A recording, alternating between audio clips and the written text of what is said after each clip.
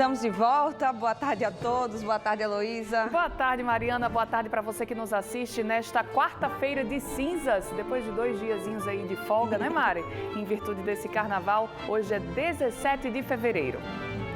A Polícia Militar registrou mais de 60 aglomerações no Rio Grande do Norte no Carnaval. 3 pessoas foram presas. Enquanto isso, a ocupação de leitos críticos de Covid-19 segue em alta, 75% no estado e mais de 80% na Grande Natal. Em reunião com prefeitos e Ministério Público, o governo anuncia a abertura de 30 novos leitos em uma semana. A governadora do estado se reúne, inclusive hoje em Brasília, com outros governadores e o ministro da Saúde para tratar de vacinas. Operação Lei Seca. 102 pessoas são autuadas durante a fiscalização no Carnaval. 5 pessoas são presas com mais de 2 toneladas de cocaína na costa do Nordeste. Calçadão da Avenida Rio Branco será custeado por multas no trânsito. E caiu o número de brasileiros com dívidas em atraso em 2020.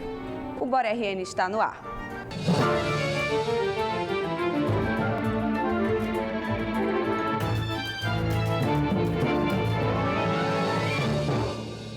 Como a gente estava comentando, né, depois de 2 dias estamos aqui de volta. Muita gente ficou em casa, nas praias, porque não tiveram as festas públicas, as festas privadas, mas teve aquele pessoal que resolveu fazer a própria festa, né, na rua, de forma ilegal, digamos assim, né? Porque tem um decreto que proíbe tudo isso, as pessoas insistiram em fazer, né, Luísa? Praticamente todas as praias, né, Mari? A gente tem registro. O seu carnaval foi tranquilo, né, Mari? O meu foi tranquilo. Na praia. O meu também consegui dar um pulinho na praia, tomar um banho de mar, né? Aproveitar sem aglomerar aí como essas pessoas fizeram, né? Praticamente todas as praias, a gente ouve os relatos, tiveram registros de agrupamentos desse tipo de pessoas, né? Isso já era previsto, inclusive, né, Mari? Porque o carnaval, tradicionalmente, é assim, então era de se imaginar que as pessoas, sem essa consciência, né, do coletivo, tivessem aí esse ímpeto de se reunir, se aglomerar dessa forma. Essas imagens aí são de Barreta, não é isso? Isso, da praia Mas de a Barreta. gente vai dar destaque maior aqui, a Praia da Pipa. Infelizmente, vimos se repetir, né, o mesmo cenário de 7 de setembro do ano passado. A aglomeração na rua principal durante o fim de semana. Pessoas sem máscara, sem distanciamento, descumprindo os protocolos sanitários. Pois é, com isso, na segunda-feira do dia 15, né, a Prefeitura de Tibau do Sul publicou um decreto, um pouco tardio, né, ao meu ver, Mari, proibindo a circulação das pessoas nas ruas depois das 10 horas da noite. E aí o que aconteceu? Bares e restaurantes que poderiam funcionar até depois desse horário para atender as pessoas que estão na praia, né, que estavam curtindo de uma maneira saudável, tiveram que fechar a porta após esse horário das 10 horas da noite. E a governadora Fátima Bezerra, que foi bastante pressionada até a nível nacional, né, cobrada nesse sentido, se manifestou sobre essa situação, dizendo que era inaceitável. E aí o governo do estado enviou equipes de fiscalização até a Praia da Pipa a pedido do município, segundo a PM, foi o município que pediu esse reforço, inclusive com a presença do secretário de Segurança, Coronel Araújo, para evitar novas aglomerações na noite da segunda-feira. Participaram dessa força-tarefa PMs, policiais civis, bombeiros, policiais penais, além dos agentes de segurança municipais. Dá para ver, né, que depois a gente recebeu outros vídeos mostrando que na segunda e na terça-feira de carnaval não teve essa aglomeração como a gente vê nos vídeos, pelo menos na Praia da Pipa, né? Porque a polícia se instalou, a gente vê os carros da polícia mesmo, os policiais nas ruas, os bombeiros fazendo a orientação, fiscalizando e notificando, né, quem estivesse descumprindo as regras do decreto estadual. Olha só, a Polícia Militar informou que até o momento foram contabilizadas no Carnaval mais de 60 ocorrências de aglomerações com conflitos. Ou seja, quando a polícia chega para acabar com a festa e a resistência das pessoas. 3 pessoas acabaram presas por desobedecer o decreto estadual e a ordem da polícia. Segundo a PM, em Nova Descoberta, bairro de Nova Descoberta, em Natal, por exemplo, os policiais tiveram que usar balas de borracha e até gás gás lacrimogênio para dispersar uma multidão. Eu conversei com a comunicação da Polícia Militar por telefone e ele me disse assim, vocês pensam que porque não teve festa de carnaval a gente mal trabalhou? Pelo contrário, foi o ano que a gente mais trabalhou, o ano que deu mais trabalho, porque tivemos muitas denúncias de aglomerações e não só nas ruas, inclusive nos bares, principalmente nos bares. Ele disse que ontem mesmo ali em Ponta Negra notificou 2 bares por descumprir várias regras, né? Além de ter mais pessoas do que deveria, as mesas não estavam com a distância que deveria estar e as pessoas o quê? Quando bebem, né? Quando a polícia chega, muitas já estão, né, bebendo bastante, então resistem, diz que policiais foram vaiados, faltou respeito, então confusão geral. São vários relatos e o balanço geral dessa operação durante o carnaval, o trabalho da polícia, eles vão divulgar amanhã. Eles dizem que vão tentar hoje, mas oficialmente amanhã vai sair esse balanço de como foi esse trabalho da PM durante o carnaval, quanto às aglomerações, as prisões e tudo mais. Muito difícil, né, trabalhar assim com tanta resistência e falta de consciência.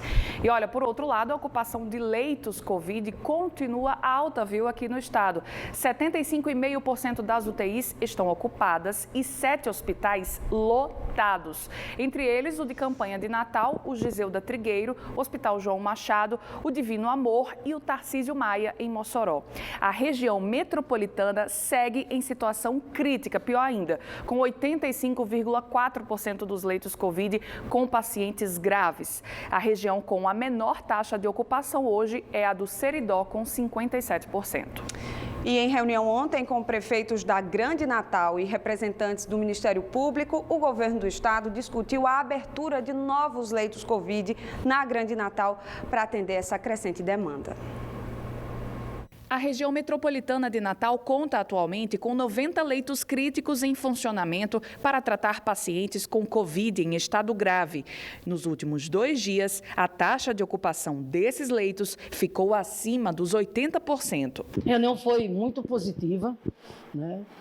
Todos aqui falando a mesma linguagem, reconhecendo que o quadro epidemiológico na região metropolitana nesse exato momento é muito delicado, é muito complexo, inclusive com a taxa de hospitalização beirando os 100%.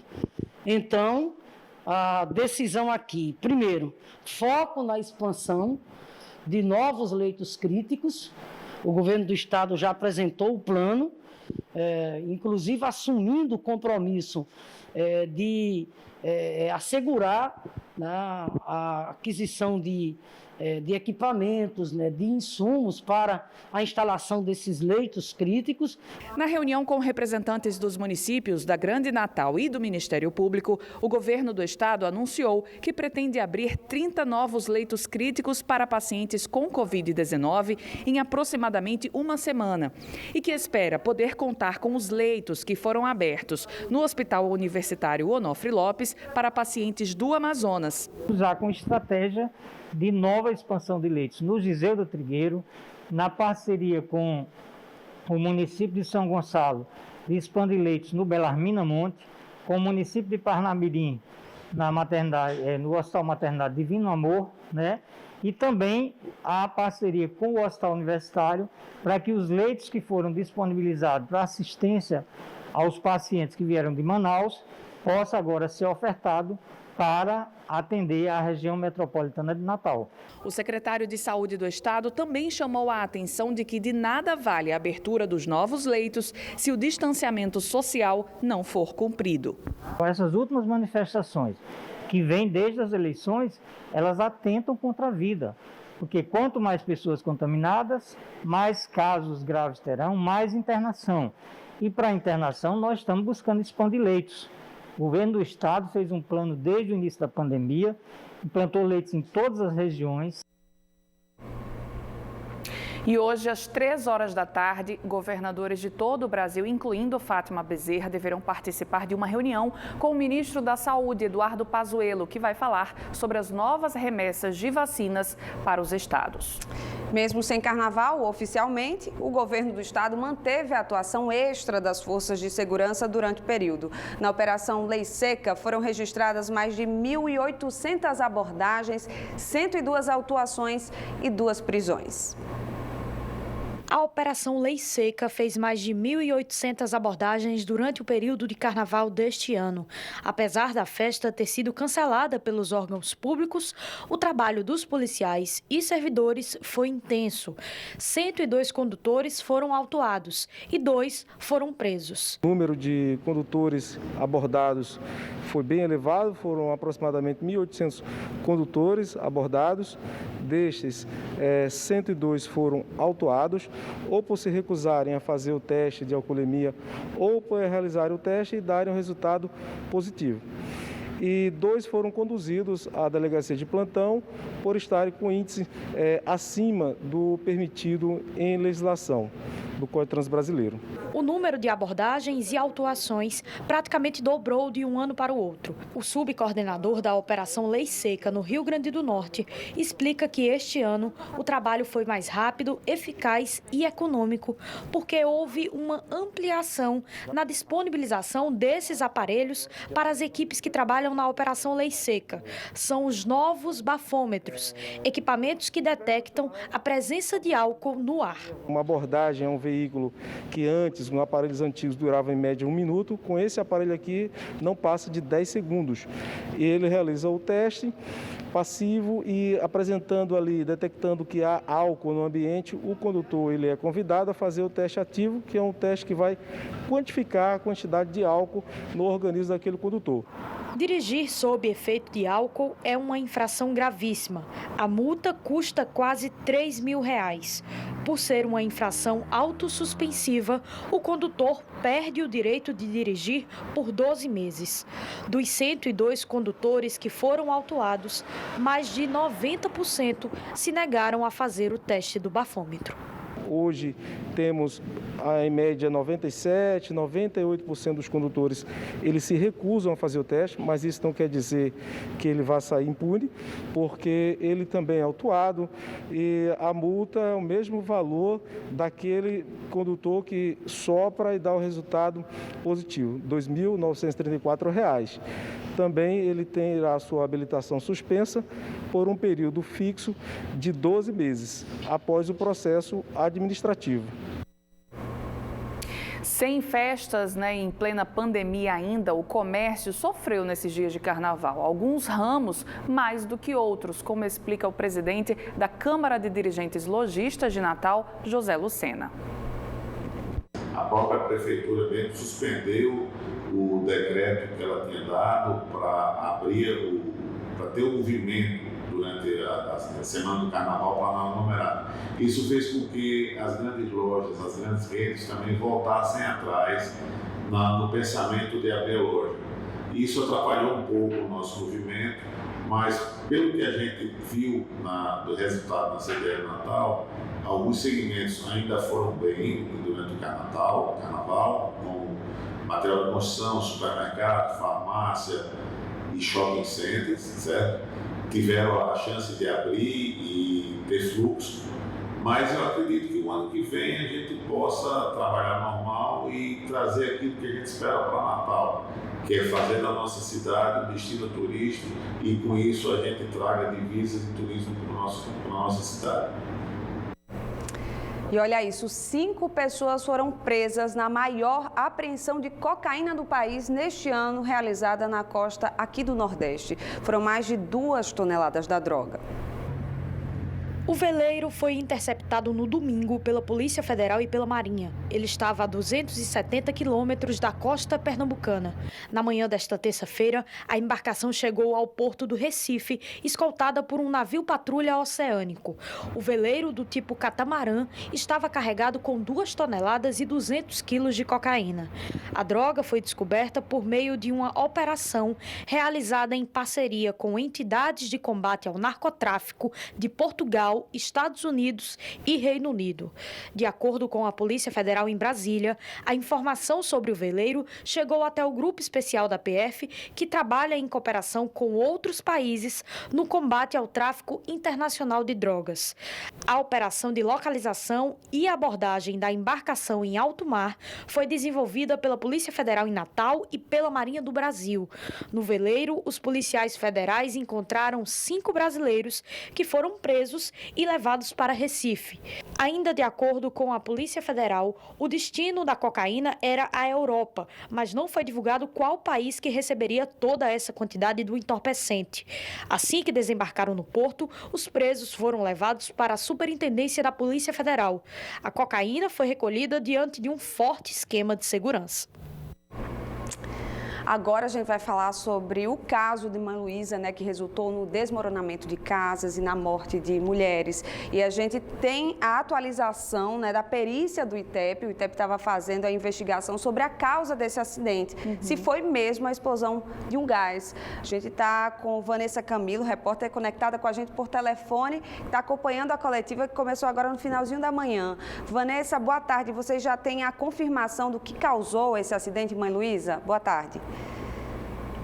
Boa tarde, Mari. Boa tarde, Elô, a todos que acompanham o Bora RN. Sim, nós já temos, o ITEP divulgou agora há pouco, após um trabalho intenso dos peritos, que a causa dessa explosão que causou o desmoronamento da estrutura ali em Mãe Luísa foi uma alta concentração de gás de cozinha. Esse acúmulo de gás de cozinha causou a explosão que acabou por desmoronar, por destruir a estrutura de 3 imóveis. Com o apoio do BOP, os peritos do ITEP confirmaram, na verdade, descartaram a possibilidade de ter sido uma explosão causada, por exemplo, por explosivos. E a partir daí eles conduziram a linha de investigação voltada para a questão do gás de cozinha.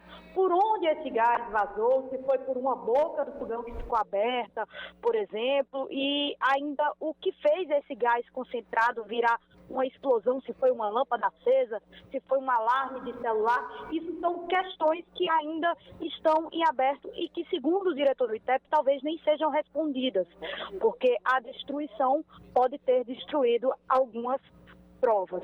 O diretor do ITEP, durante a coletiva, explicou que essa alta concentração de gás de cozinha em um local, principalmente um local abafado, que era o caso da residência, tem um potencial explosivo muito grande e que qualquer carga elétrica, como eu já falei para vocês, como uma televisão ligada, uma lâmpada, pode provocar essa explosão. Outro fator que foi esclarecido pelo Instituto durante a coletiva de imprensa está relacionado à existência ou não de um incêndio no local da tragédia, que foi uma questão levantada por muitas pessoas. Após a retirada de alguns escombros, os peritos encontraram, sim, alguns itens queimados no quarto de Dona Maria das Graças de Delfonso, de 57 anos de idade. Esse local, inclusive, foi apontado pelos especialistas, o quarto dela, como sendo o epicentro dessa explosão. Além disso, no corpo da vítima de Dona Maria das Graças também foram encontradas queimaduras na região das costas, do rosto e também dos braços. O perito responsável por conduzir esse caso explica que esse incêndio, entretanto, pode ter sido abafado por causa do desmoronamento dessa estrutura. Marielô. Muito obrigada, Vanessa Camilo, pelas suas informações. Reportagem completa ao longo da nossa programação aqui da Band RN. E esse resultado do ITEP confirma, inclusive, aquela versão dos moradores de terem sentido esse cheiro, né, de gás, que é muito característico. E olha só o perigo, né? Ficou alerta, né? Pra gente ficar mais atento ao vazamento de gás, qualquer cheiro, enfim, muito perigoso. Com certeza. E olha, vamos ver agora outras notícias importantes desta quarta-feira. Parte do teto da igreja de Nossa Senhora dos Aflitos, na cidade de Jardim de Piranhas, Seridó Potiguar, desabou na tarde de ontem durante uma missa que estava sendo transmitida ao vivo pelas redes sociais. O barulho assustou quem assistia e também as 40 pessoas presentes na igreja no momento do desabamento, mas ninguém se feriu. Não havia fiéis exatamente no local onde o forro caiu. A ocupação hoteleira caiu 45,2% em 2020 em relação a 2019 aqui no Rio Grande do Norte. Os dados são da ABH, Associação Brasileira da Indústria de Hotéis do RN. No ano passado, durante a pandemia, os hotéis ficaram fechados por 6 meses em média e a queda na movimentação de passageiros no aeroporto de Natal foi de 49% em relação a 2019. O fluxo de veículos nas estradas do Brasil no começo deste ano caiu 8,8% se comparado a janeiro do ano passado. Em relação a dezembro de 2020, a queda é de 2,5%. Os dados são reflexo da falta de vitalidade da economia neste início de ano. As vendas de veículos também registraram baixa de 11,5%, segundo a Associação das Concessionárias, a FenaBrave. E a seguir a gente vai ver que vai começar a recuperação das calçadas ali da Avenida Rio Branco aqui em Natal. E ainda caiu o número de brasileiros com dívidas em atraso no ano de 2020. Não saia daí, a gente volta já já. As calçadas da Avenida Rio Branco, no centro aqui de Natal, vão começar a ser recuperadas e o recurso vem da arrecadação das multas de trânsito. As irregularidades encontradas em alguns trechos de calçada na Avenida Rio Branco estão com os dias contados. A Prefeitura abriu um edital de licitação e vai contratar uma empresa para recuperar o calçamento da avenida e também para redesenhar o fluxo de pedestres, veículos e ciclistas na via. A ordem de serviço deve ser assinada ainda este mês. Nas calçadas serão instaladas placas pré-moldadas de concreto, o que, segundo a Secretaria, deve possibilitar ao pedestre mais regularidade durante a caminhada.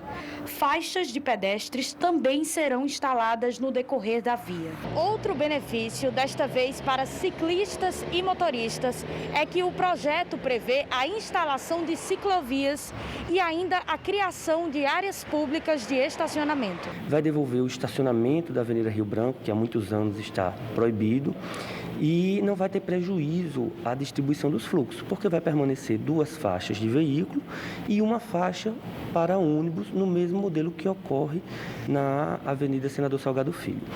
O projeto também contempla a arborização da via, a instalação do mobiliário urbano, que são os bancos, cadeiras e lixeiras.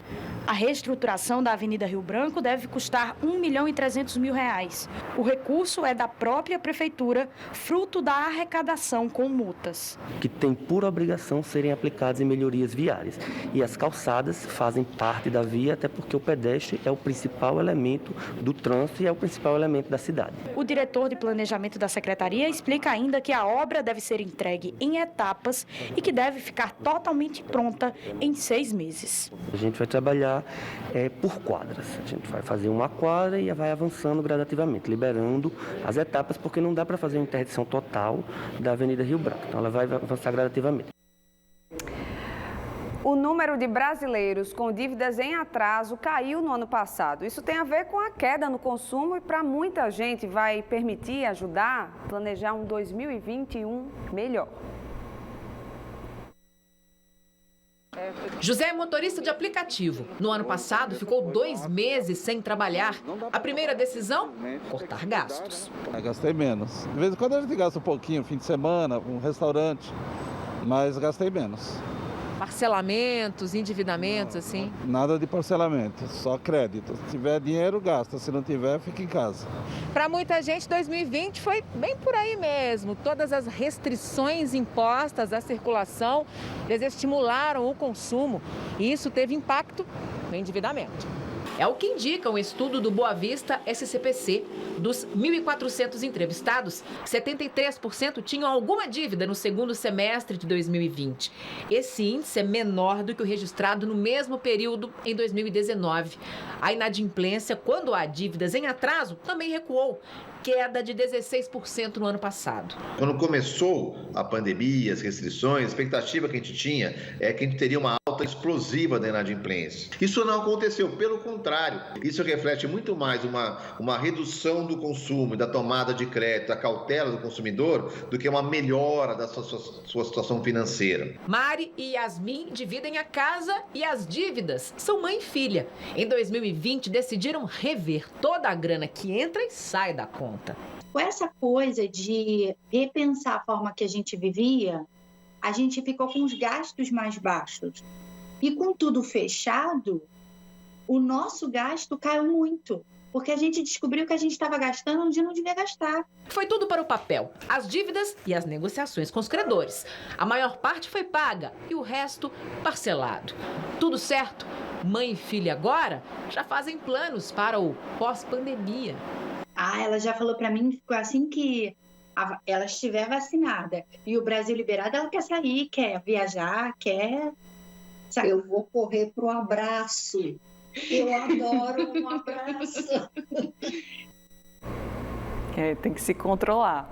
E olha, a Caerne está negociando dívidas de clientes devedores. A campanha de negociação de débitos segue até o dia 26 deste mês. A Caerne abriu campanha para negociar débitos de clientes devedores. A Caerne lançou, na verdade, dia 8 de fevereiro, vai até o dia 26, a primeira campanha de negociação de débitos do ano. Todos os devedores particulares podem negociar os débitos que estiverem abertos. Para quem não possui nenhum parcelamento anterior, a entrada é de 10%. Para quem possui parcelamentos anteriores, a entrada é de 20% do valor do débito. E o restante pode ser parcelado em 36 vezes, dando desconto integral de juros e multa em todas as faturas anteriores a janeiro de 2021. Ano passado, a Caerne conseguiu recuperar com as campanhas de negociações cerca de 54 milhões de reais. A expectativa da companhia é de negociar nesta primeira campanha de 2021 entre 8 e 10 milhões de reais em dívidas.